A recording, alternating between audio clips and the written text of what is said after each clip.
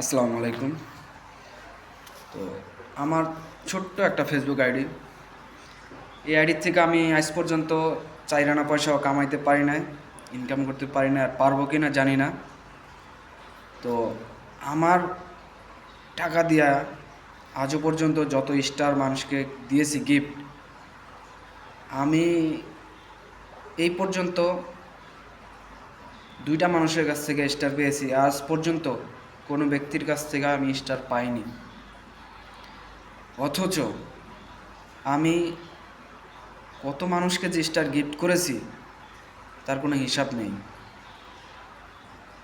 আমার তো 4 আনা ইনকাম নাই ফেসবুক থেকে, হবেও কিনা জানি না।